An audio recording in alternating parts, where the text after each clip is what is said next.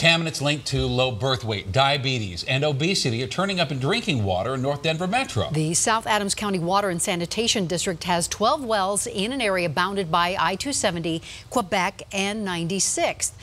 Now, the most contaminated ones have been shut down. Denver 7's Lance Hernandez is asking questions about the contamination. And Lance, do we know where it's coming from yet? Well, not yet. State health officials say they will work with the EPA to try to determine the source. We do know the contamination is relatively recent and that tests at some wells show levels in excess of 32 times the EPA's advisory limits.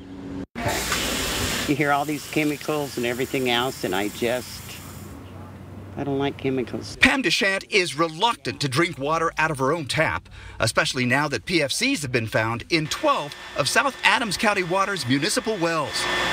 We're seeing levels ranging between 20 parts per trillion and 2,200 parts per trillion. The EPA's advisory limit is 70 parts per trillion. The utility's general manager says they don't know where the contamination is coming from or whether levels have peaked. We don't know how these compounds may be moving through the aquifer. Do they move in slugs? Do they just move gradually through there? We're going to have to do some more information to try to figure that out. The water system manager says the good news is that the utility's carbon filtration plant, built to remove contaminants coming from the old Rocky Mountain Arsenal, is removing most of the PFCs.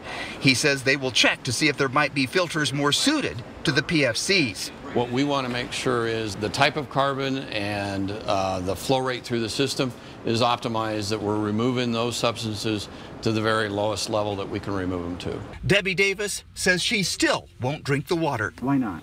It's foul tasting. I don't know another way to say it. It's just awful. Okay. I don't even like doing laundry in it if I don't have to.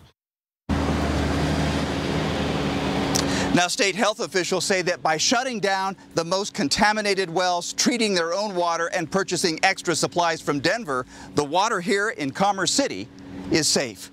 Reporting live in Commerce City, Lance Hernandez, Denver 7.